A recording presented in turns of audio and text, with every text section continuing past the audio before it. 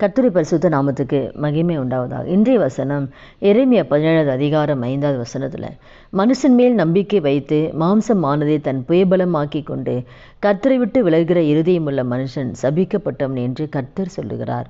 அதனால ஆண்டவர் சொல்கிற இந்த வார்த்தை என்னன்னா, மனுஷன் மேலே நம்பிக்கை வைக்காத.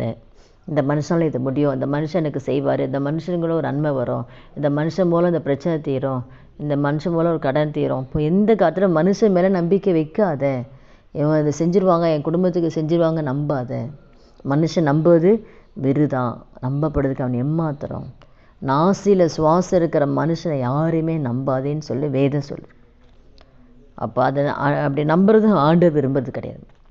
எந்த சொல்லியும் மனுஷன் நம்ம நம்பக்கூடாது. யோசிப்பு கூட மனுஷன் மேலே நம்பிக்கை வச்சு சொல்கிறேன், நான் அந்த சிறைச்சாலை வர்றதுக்கு நான் எந்த தப்பு பண்ணலை, நீங்கள் ராஜா கிட்டே சொல்லி எப்படியாவது இங்கே இந்த வெளியில் வர்றதுக்கு உதவி செய்யுங்கன்னு சொல்லி, அப்போ மனுஷன் நம்பி அந்த பாத்திரக்காரன் தலைகிட்ட சொல்கிறான். ஆனால் அவன் மறந்துட்டான் பாருங்கள். மனுஷன் நம்பி சொன்னால மறந்துட்டான். 2 வருஷம் ஆயிடுச்சு. தேவன் உயர்த்துற நேரம்தான் ராஜாவுக்கு சொப்பனத்தை கொடுத்து அதுக்கப்புறம் அந்த நினைவு ஆண்டவர் யோசிப்பை உயர்த்துறார். இதனால் கூட அந்த மனுஷன் நம்புறத ஆண்டவர் விரும்புறது கிடையாது. இதனால் கூட நம்ம இது வரைக்கும் மனுஷன் நம்பி எந்தெந்த காரியத்தெல்லாம் நம்ம எதிர்பார்த்துட்டு இருக்கிறோமோ, மனுஷன் நம்பாமல் கர்த்தரை மாத்திரம் நம்ம நம்பும்போது கர்த்தர் எனக்காக யாவும் செய்வார் என்று சொல்லி கர்த்தர் மீது நம்ம நம்பிக்கை வைக்கும்போது யார் மூலமான செஞ்சுட்டு போவார். எந்த மனுஷன் மூலமாவது கர்த்தர் செஞ்சுட்டு போயிட்டே இருப்பார், ஆண்டரை மாத்திரம் நம்பும்போது. அப்போ மாம்சமான தன் புயபலமாக்கி கொண்டு என்னால் முடியும், நான் செஞ்சிடுவேன், நான் பண்ணிவிடுவேன், என்னால் இது முடியும், நான் வேலையில் இவ்வளோ சம்பாதிச்சிருவேன், என்ன இந்த காரியத்தை நான் முடிச்சிடுவேன், இந்த திருமண காரணம் இதெல்லாம் நான் பார்த்துக்குவேன், நான் தன்னுடைய சுய பலத்தை நம்ம நம்பும்போது அப்போ அதையும் ஆண்டு விரும்புறது. என்னால் முடியும், நான் செஞ்சிடுவேன், நான் கட்டினேன், இதெல்லாம் நான் பார்த்துக்குவேன், அப்போ நம்ம மேலே நம்ம நம்பிக்கை வைக்கிறதும் ஆண்டு விரும்ப மாட்டார். நான் செஞ்சிடுவேன், நான் பண்ணிவிடுவேன், இது எனக்கு தெரியும், இதை என்ன பண்ணிவிடுவேன், அதையும் ஆண்டு விரும்ப மாட்டார்.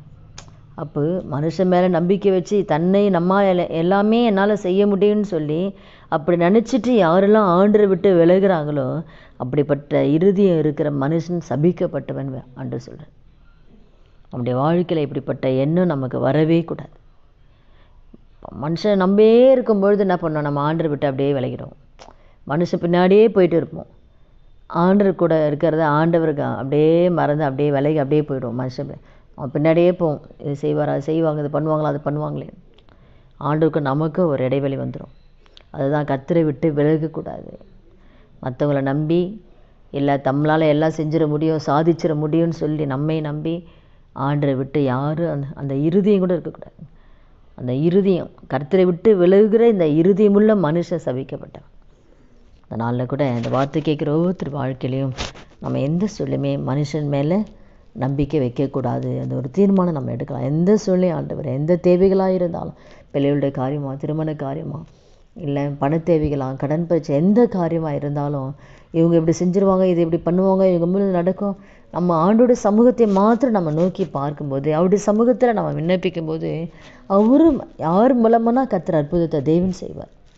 ஆனால் நம்ம யார் நம்பணும்னா கர்த்தரை மாத்திரம் தான் நம்பணும். அவரை சார்ந்திருக்கணும், அவரை நம்பணும், அவரை எதிர்பார்க்கணும். அப்போ நம்முடைய வாழ்க்கையில் தேவன் நம்முடைய வாழ்க்கையில் எதிர்பார்க்கிற நன்மைகளை ஆண்டவர் கொடுப்பார்.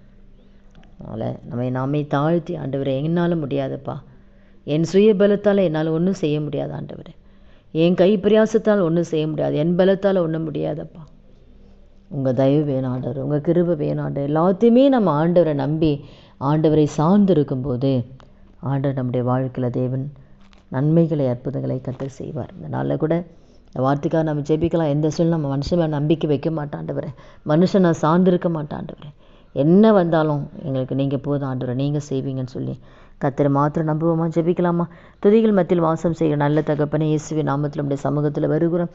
இந்த வார்த்தை கேட்குற ஒவ்வொருத்தர் வாழ்க்கையிலையும் ஆண்டவரே தகப்பனே, இதுவரை நாங்கள் மனுஷன் மேலே நம்பிக்கை வைத்ததை மன்னிங்கப்பா. இந்த மனுஷன் மூலம் இந்த உதவி கிடைக்கும், அந்த உதவி கிடைக்கும்னு சொல்கிறாங்க. மனுஷன் நம்பி மனுஷன் சார்ந்திருந்ததே தயவாய் மன்னிக்கும்படியா ஜெபிக்கிறேன் சப்பா. என்னால் முடியும், நான் செஞ்சிருவேன்னு சொல்லி என் சுயபலத்தை நாங்கள் சார்ந்திருந்ததையும் தயவாய் மன்னித்து ஆண்டவரேன். இனி வருகிற நாட்களை உம்மால் மாத்திரம்தான் ஆண்டு வர முடியும் ராஜா. எங்கள் கண்களுமே நோக்கி இருக்கிறதாப்பா. இந்த வார்த்தை கேட்குற ஒவ்வொருத்தர் வாழ்க்கையில் என்ன பிரச்சனைகள் இருந்தாலும், என்ன வியாதிகள், என்ன வேதனைகள், என்ன பாடுகள் இருந்தாலும் டேடி உண்மை நோக்கி பார்க்குற நம்முடைய பிள்ளைகளுடைய வாழ்க்கையில் ஆண்டவரேன் என் தேவன் அற்புதத்தை கர்த்தர் செய்வீராக ஆண்டவரேன். அப்போ எந்த சூழல் ஆண்டவரே மனுஷன் நம்பாதபடிக்கு கர்த்தாவே கர்த்தரை மாத சார்ந்து வாழக்கூடிய கிருபை எங்களுக்கு இந்த வார்த்தை கேட்குற ஒவ்வொருவருக்கும் தரும்படியாக ஜெபிக்கிறோம். அப்படியே செய்ய போதுக்காய் நன்றி செலுத்துகிறோம். இயேசுவின் நாமத்தில் ஜெபிக்கிறோம் நல்ல பிதாவே, ஆமீன். கர்த்தர் நாமத்துக்கு மகிமை உண்டாவதாக.